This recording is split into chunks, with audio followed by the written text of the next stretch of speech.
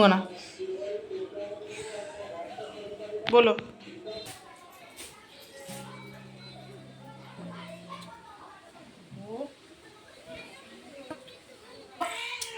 रह रह pussy pussy रह खंडी चली पारनु रह औषध मारे भल हो।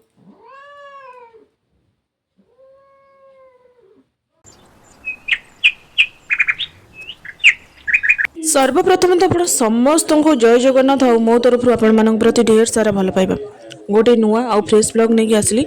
आई होप कि ब्लॉग आपण मान को निश्चिंत भाव भल लगे।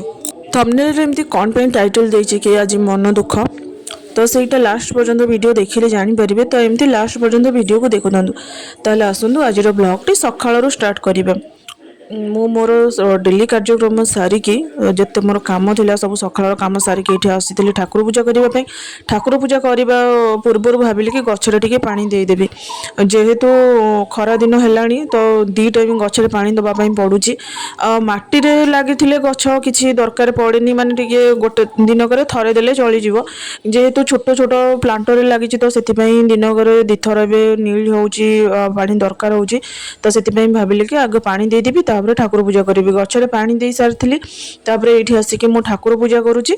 ठाकुर पूजा बिना भारतीय स्त्री लोकंर दिनटा पूरा अधर रुहे मो नुहे प्राय सब माने घर माने प्राय स्त्री लोक सकाळु कार्यक्रम सारी नित्य कार्यक्रम सारिक आग ठाकुर को डाकी सारिबा परे जे कि दिनटा माने माने दिनटा आउ अन्य काम आरंभ करती। तो मोर गाधोबाध ठाकुर पूजा देखिले तो ये गुनु गाधोबाध सारिक गाधे पाधे देकी ठाकुर मार प्रणाम करथिला जेमती देखिला मु कैमेरा ऑन करछि तो दौड़िला गुनु को गाधे पाधे आनी सारिबा परे ड्रेस पत्र पिंधे देती आउ खुआबा आनी। तो आपण मैंने देखिए गुनु को खुआबा मतलब केते कष्ट करने पड़े तो खुआबा माने बहुत कष्ट काऊ बग ढिंकी बग एमती केते कौन कहीकि खुआबा मत पड़े। आपण मैंने भावुवे हाँ छोट पिलाटा आउ कौन भलरे भलरे खाई दिंते कि किंतु माने जेतिकी आवश्यकता ठारू माने से अधिक मत हैरान करे जी हैरान करेंगे तो ताठू अधिक परिमाण हैरान करे। हाँ गोटे कथा जिते गुण विरक्त कले भी मु माने ना से खाऊनी तो मुझे खुआबी सेमती केबे करेनी जहाँ भी हेले जेन तेन प्रकार जहाँ भी हेले मुझे खुआए। बेले बेले तो भावे एमती गोटे कौन फर्मूला मिलतानी जो थे कुनी पिला गुड़ाक माने शीघ्र शीघ्र खाईदेवे एबे बोली नुहे जेबे ठारू मु तार माने बाहर खाद्य दबा स्टार्ट करी तो सेबे ठारू आज पर्यंत है सब मत एमती हैरान करे। तो प्राय समस्ते कहती कि नाई एबे एमती हैरान कर बड़ हो गले चेंज हो किंतु किछि भी सुधार नहीं छोट बेले जहाँ थिला एबे भी सैया के जानी केबे तार से निजे निजे खाइबा स्टार्ट करिवो। तो ताकू जी भी देखती कहती कि तार एज है 3+ चलिलानी तथापि ताकू जी देखती कि समस्ते कहते 2 वर्ष ना 2.5 वर्ष कहते कारण पिला जदि न खाइबे ताहले जदि तांको निज इच्छा न खाइबे तो केबे भी लागोनी। मु तो सब माने निजे निजे भावे गुनु माने टिके हेल्दी होउची कि नाही कि बड़ होउची कि नाही सब ता बाबा को पचारे कि गुनु टिके ता देहर लागुची कि गुनु टिके बड़ देखा जाउची कि नाही सब आउ तो काहा को पचारि परिबिनी तो ता बाबा को ही पचारे। बेले बेले भावे एबे तो एमती खाइबा एमती हैरान करुची। तो जिते तार स्कूल स्टार्ट हो तो सेतबे सकाळु पूरा उठिकी जावाई पड़ो तो सी तो खाइबा तो एमती हैरान करुची। तो सकाळु उठिकी केमती कौन कर सतरे से माने बहुत टेंशन मत लगे माने केमती कौन मुझे खुआई पिएकी पठेबी मुझे भी जानीपारे आउ जदि गोटे पिला न खाई जीव स्कूल आउ मुझे खुआई पारुनी स्कूल रे तो से निजे ही खाइबनी आ घर को फेरला बेलू सेमती ही आसी एमती जब रेगुलर चलो गोटे पिलार देह खराब हो तो बेले बेले एमती टेंशन लगे। तो देखा जाऊ कौन हो ठाकुर इच्छा जब से निजे निजे खाइला कि कौन कला ताले भल हम।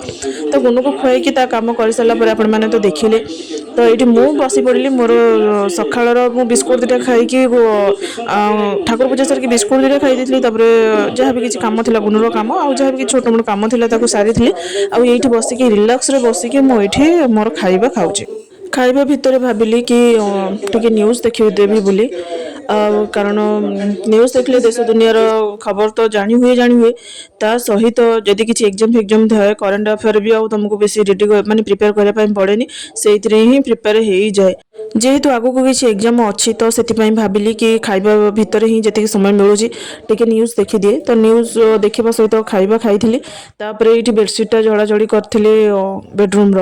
ସକାଳୁ କରିଦେଲେ ଭଲ, କିନ୍ତୁ ଯେହେତୁ ଟିକେ କାମରେ ବ୍ୟସ୍ତ ରହିଯାଉଛି, ତାପରେ ଗୁନୁ ଯଦି ମୋ ସହିତ ଉଠିଯାଆନ୍ତା ତାହେଲେ ସେଇଟା ବେଡ଼ସିଟ୍ଟା ସେ ଉଠିବା ପରେ ଝାଡ଼ି ଦିଅନ୍ତି। ମୁଁ ଉଠିବାର କେତେ ସମୟ ପରେ ଗୁନୁ ଯାଇକି ଉଠୁଛି। ଆଉ ଗୁନୁକୁ ଉଠେଇକିନା ତା କାମଟା ଆଗ ମୋତେ ଲାଗେ କି ନାଇଁ ତା କାମଟା ସାରି ତାପରେ ମୁଁ ଯାହା କରିବି। ତ ତା କାମ ସାରିବା ଭିତରେ ଆହୁରି ପୁଣି କ'ଣ ତା ପଛକୁ ତା ପଛ କାମ ଲାଗିଯାଏ। ତ ସେଥିପାଇଁ ମୁଁ କରିପାରେନି। ବେଳେବେଳେ ତଥାପି ଚେଷ୍ଟା କରେ କରିବା ପାଇଁ, ଆଉ ଯେତେବେଳେ ବି ନ କରିପାରେ ତ ଏମିତି ଯେତେବେଳେ ଖାଇସାରେ କି ଯାହା କରେ ତାପରେ ବେଡ଼୍ଟା ପୁରା ଝାଡ଼ି ଦିଏ। ଆଉ ସକାଳୁ ବି ଯଦି ବେଡ଼୍ଟା ଆପଣମାନେ ଝାଡ଼ିଦେବେ ଆପଣମାନଙ୍କୁ ଲାଗିବ ଯେ ଦିନମାନଙ୍କର ଅଧ କାମ ସରିଗଲା ବୋଲି। ଏଇଠି ଲଞ୍ଚ ପାଇଁ ମୋର ପ୍ରିପାରେସନ୍ ଚାଲିଛି। ଅଲରେଡ଼ି ମୁଁ ବିନ୍ସ ଆଳୁ କାଟି ସାରିଲିଣି। ଆଉ ଏଇଠି ଶାଗଟା କଟା ହେଉଛି। ଆଜି ଡାଲି, ଶାଗ ଭଜା, ବିନ୍ସ ଆଳୁ ଭଜା, ଆଉ ଯାହା ବି କିଛି ହେବ ମୁଁ ସେଇଟା ଆପଣମାନଙ୍କ ସହିତ ସେୟାର କରିବି। ତ ଏଇଠି ଶାଗ କାଟୁଛି। ତ ଶାଗ କାଟିବାର ଗୋଟେ ଟ୍ରିକ୍ ମୁଁ ଜାଣିନି ଆପଣମାନେ ସେମିତି କରୁଥିବେ କି ନ କରୁଥିବେ, ତ ମୁଁ କହିଦେଉଛି କି ଶାଗଟା ଯେଉଁ ଥାଏ ଏମିତି ଗୋଟେ ଗୋଟେ କିରି ତା ଯେଉଁ ଚେର ଗୁଡ଼ାକ ଛିଣ୍ଡେଇଲେ ନା ବହୁତ ସମୟ ଲାଗେ। ତ ମୁଁ କ'ଣ କରେ, ଆଟ୍ ଏ ଟାଇମ୍ ଗୋଟେ ବିଡ଼ା ହଉ କି ଯାହା ହଉ, ବିଡ଼ାଟା ସମାନ ଥାଏ ନା ବନ୍ଧା। ତ କ'ଣ କରେ, ସେ ବିଡ଼ା ସହକାରେ ମାନେ ଅଳ୍ପ ଚେର ମାନେ ଚେର ପାଖରୁ ଜଷ୍ଟ ଅଳ୍ପ ଟିକେ କାଟିକିନା ସବୁ ଫୋପାଡ଼ି ଦିଏ। ତାପରେ କ'ଣ କରେ, ସେ ଘାସ ଫାସ ଯାହା ଥାଏ ବାଛିକି ଫୋପାଡ଼ି ଦିଏ। ତ ଏମିତି ହେଲେ ମାନେ ବହୁତ କମ୍ ସମୟରେ ଶାଗ ବଛା ହେଇଯାଏ। ତ ଶାଗ ବଛା ସରିଲା ପରେ ଏଇଠି ମାଆ କ'ଣ କରୁଥିଲେ ନା ବେଲ ପଣା କରୁଥିଲେ। ବେଲ ଆସିଥିଲା, ବେହେରା ସାର୍ ଯାଇଥିଲେ ଆମ ଦେଇଙ୍କ ଘରକୁ। ଦେଇ କହିଲେ ନଣନ୍ଦ, ତ ତାଙ୍କ ଘରକୁ ଯାଇଥିଲେ। ତ ଦେଇ ଆମର ଦେଇଥିଲେ, ବେଲ ଦେଇଥିଲେ। ତ ତାଙ୍କର ବହୁତ ବଡ଼ ବଡ଼ ସାଇଜ୍ର ବେଲ ହୁଏ ଆଉ ବହୁତ ହି ଟେଷ୍ଟି। ଆଉ ତାର ଯେଉଁ ଖୋଳଟା ପତଳା ପୁରା ଖୋଳ, ଆଉ ବହୁତ ଭଲ ଲାଗେ। ସବୁ ବର୍ଷ ଦିଅନ୍ତି। ତ ମାଆ ସେଠି ବେଲ ପଣା କରିବେ ବୋଲି ସେ ବେଲ କାଢ଼ୁଥିଲେ। ତ ମୁଁ ଏଇଠି ତା ଭିତରେ ମରିଚ ଗୁଣ୍ଡ କରୁଥିଲି। ବେଲ ପଣାରେ ଆପଣମାନେ ତ ଜାଣିଥିବେ କି ମରିଚ ଗୁଣ୍ଡ ନ ପଇଲେ ବେଲ ପଣାଟା ଭଲ ଲାଗିବନି। ତ ସେଥିପାଇଁ ମୁଁ ସେଠି ମରିଚ ଗୁଣ୍ଡ କରୁଥିଲି। ମରିଚ ଗୁଣ୍ଡ କରିସାରିବା ପରେ ମରିଚ ଗୁଣ୍ଡ ଆଉ ଗୁଡ଼ ଆଣିକି ମୁଁ ପକାଇଥିଲି ପଣାରେ। ମାଆ ଚକଟା ଚକଟି କରିକି ତାର ଯେଉଁ ବାହାରେ ଚେର ଟାଇପ୍ର ଯେଉଁ ବାହାରେ ତାକୁ ଅଲଗା କରିଦେଇଥିଲେ। ତ ମୁଁ ଏଇଠି ମରିଚ ଗୁଣ୍ଡ ଆଉ ଗୁଡ଼ ପକାଉଥିଲି। ବେଲପଣା ପାଟିକି ଯେତିକି ଟେଷ୍ଟି ସେତିକି ବି ଶରୀର ପାଇଁ ହିତକର। ଯଦି ପିଉନାହାନ୍ତି ବେଲପଣା, ଯଦି ଆପଣ ପିଉନାହାନ୍ତି ତ ନିଶ୍ଚିନ୍ତ ଭାବରେ ପିଅନ୍ତୁ। ଆଉ ଯଦି ଗ୍ୟାଷ୍ଟ୍ରିକ୍ ପ୍ରୋବ୍ଲେମ୍ ଆପଣମାନଙ୍କର ଥିବ, ଦେଖିବେ ନିଶ୍ଚିନ୍ତ ଭାବରେ ବେଲପଣାରେ ସଲ୍ଭ ହେଇଯିବ। ସତ କଥା କହିବା ପାଇଁ ଗଲେ ଆଗରୁ ମୁଁ ଯେତେବେଳେ ମ୍ୟାରେଜ୍ ହେଇନଥିଲା ଜମା ବି ବେଲପଣା ପିଇବା ପାଇଁ ଭଲ ପାଏନି। କାରଣ ତା ଦେହରେ ଯେଉଁ ମଞ୍ଜି ଟାଇପ୍ର ବାହାରେ ଆଉ ଯେଉଁ ଚେର ଚେର ଟାଇପ୍ର ବାହାରେ, ତ ସେଥିପାଇଁ ମୋତେ ପିଇବା ପାଇଁ ଭଲ ଲାଗେନି। କିନ୍ତୁ ଯେତେବେଳେ ମ୍ୟାରେଜ୍ ସରିଲା ତ ବେହେରା ସାର୍ ମୋତେ ମାନେ ଜବରଦସ୍ତି ସେ ହିଁ ବେଲପଣା ପିଆଇବା ଶିଖେଇଛନ୍ତି। କି ମୋତେ ବି ଯେତେବେଳେ ସେ ବାଧ୍ୟ କଲେ ଆଉ ମୁଁ ବେଲପଣା ଟିକେ ଟିକେ ପିଇଲି, ପାଟିକି ଟିକେ ଭଲ ଲାଗିଲା। ଆଉ ତାପର ଠାରୁ ଅଭ୍ୟାସ ହେଇଗଲା, ଯେତେବେଳେ ବି ଘରେ ବେଲପଣା ହୁଏ ମୁଁ ପିଏ। ମାଆ ବେଲପଣା କରିସାରିବା ପରେ ବାପାଙ୍କୁ ଦେଇଥିଲେ, ଆଉ ତାପରେ ମୋତେ ଦେଇଥିଲେ। ମୋତେ ଦେଇସାରିବା ପରେ ସେ ପିଇଥିଲେ। ତ ବେଲପଣା ପିଇ ସାରିବା ପରେ ଲଞ୍ଚଟା ମୁଁ ସାରିଥିଲି। ଆଉ ଲଞ୍ଚ ସାରିବା ପରେ ଏଇଟା ହେଉଛି ଲଞ୍ଚ କରିବାର ସମୟ। ମାଆ ବାପା ଅଲରେଡ଼ି ଖାଉଛନ୍ତି। ତ ମୁଁ ଚାଲି ତାଙ୍କ ସହିତ ବସିକି ଖାଇବା ପାଇଁ। ଯେହେତୁ ଆଜି ନନଭେଜ୍ ବାରି ନୁହେଁ ତ ସେଥିପାଇଁ ସବୁ ଆଜି ଭେଜ୍ ହେଇଛି। ଡାଲି ଆଉ ବିନ୍ସ ଆଳୁ ଭଜା, ଆଗରୁ ବି କହିଥିଲି ଏବେ ଟିକେ କହିଦେଉଛି। ବିନ୍ସ ଆଳୁ ଭଜା, ଶାଗ ଭଜା, ଆଉ ତା ସହିତ ଟମାଟୋ ଖଟା। ଏଇ ଟମାଟୋ ଖଟାରୁ ମନେ ପଡ଼ିଲା କି ମୁରବୀଙ୍କର ହାତ ସବୁବେଳେ ସମସ୍ତଙ୍କ ମୁଣ୍ଡ ଉପରେ ରହିବା ଦରକାର। ମାନେ ମୋ କହିବାର ଅର୍ଥ ହେଲା କି ମୁରବୀ ଯିଏ ଘର, ଧର ମୁଁ ଆମ ମାଆଙ୍କ କଥା କହୁଛି, ମାନେ ତାଙ୍କର ସବୁ ପ୍ରତି ଲକ୍ଷ୍ୟ ଥାଏ। ଘର ପ୍ରତି ଲକ୍ଷ୍ୟ ଥାଏ, ଆଉ ପିଲାମାନଙ୍କ ପ୍ରତି ଲକ୍ଷ୍ୟ ଥାଏ, ସବୁ ପ୍ରତି ଲକ୍ଷ୍ୟ ଥାଏ। ଯେମିତିକି ଟମାଟୋ କଥା ମୁଁ ଭୁଲି ହିଁ ଯାଇଥିଲି କି ଘରେ ଏତେ ସାରା ବାପା ବଜାରରୁ ଟମାଟୋ ଆଣିଥିଲେ ଆଉ ସେଗୁଡ଼ାକ ଖରାପ ହେଉଛି। ତ ମାଆ କିନ୍ତୁ ସେଗୁଡ଼ାକ ତାଙ୍କର ଲକ୍ଷ୍ୟ ଥିଲା, ଆଉ ସେ ମୋତେ କଟାକଟି କରିକି ଦେଇଥିଲେ, ନେ ଏଗୁଡ଼ାକ ଖରାପ ହେଇଯାଇଛି ଆଉ କାଟିଦେ, ଖଟା କରିଦେ। ହଁ, ସେଇ ସବୁ ଭଗବାନଙ୍କ ଇଚ୍ଛା। ତ ଯେମିତି ଚାଲିଛି ଭଲରେ ଚାଲିଛି, ସେମିତି ଆଗକୁ ଭଲରେ ହିଁ ଚାଲିଥାଉ। ତ ଆପଣମାନେ ଭାବୁଥିବେ କି ଏଇ ମେଡ଼ିସିନ ବକ୍ସ ଗୁଡ଼ାକ ମୁଁ ଏମିତି ଦେଖିଲି ପୁଣି ଏମିତି ଥୋଇଦେଲି କ'ଣ ପାଇଁ। ଲଞ୍ଚ ସରିବା ପରେ ମୁଁ ଟିକେ ରେଷ୍ଟ ନେଇଥିଲି। ରେଷ୍ଟ ନେଇ ସାରିଲା ପରେ ପୁଷି ଆସିଥିଲା ମୋ ପାଖକୁ। ତ ମୁଁ ଦେଖିଲା ବେଳକୁ ତା ଗୋଡ଼ ଏମିତି ଛୋଟେ ଛୋଟେ ଚାଲିଥିଲା। ତ ମୁଁ ଏମିତି ଦେଖିଲା ବେଳକୁ ତା ଗୋଡ଼ରେ ଗୋଟେ ଏଡ଼େ ବଡ଼ କେତେ ଜୋର ଖଣ୍ଡିଆ ହେଇଯାଇଛି। ତ ମୁଁ ଭାବିଲି ଖଣ୍ଡିଆରେ ଖଣ୍ଡିଆ ଔଷଧ ମାରିଦେବି ବୋଲି। ବେଟାଡିନ୍ ପ୍ରାୟତଃ ଆମ ଘରେ ଥାଏ, କିନ୍ତୁ ଯେତେବେଳେ ମୁଁ ଦେଖିଲି ମୋର ମନେ ନାହିଁ କି ବେଟାଡିନ୍ ସରିଯାଇଛି ବୋଲି।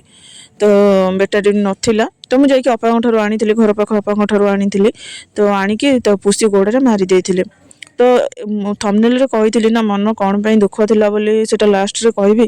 ତ ଏଇଥିପାଇଁ ହିଁ ମନ ବହୁତ ଦୁଃଖ ଥିଲା। ଦେଖନ୍ତୁ କେତେ ଜୋରେ ତା ଗୋଡ଼ ଖଣ୍ଡିଆ ହେଇଯାଇଛି, ଆଉ ବ୍ଲଡ଼ ଗୁଡ଼ାକ ଏମିତି ବାହାରିକି ପୁରା ଜମାଟ ବି ଅଲରେଡ଼ି ବାନ୍ଧି ଦେଇଛି। ମଣିଷ ହେଇଥିଲେ ହଁ କହିପାରିଥାନ୍ତି କି ତାଙ୍କୁ କେତେ କଷ୍ଟ ହେଉଛି, ଯେହେତୁ ସେ ଛୋଟ ଜୀବଟେ ତ ସେଥିପାଇଁ ସେ କହିପାରିବନି। ତ ତା ପାଇଁ ମୋତେ ଟିକେ ଦୁଃଖ ଲାଗୁଥିଲା।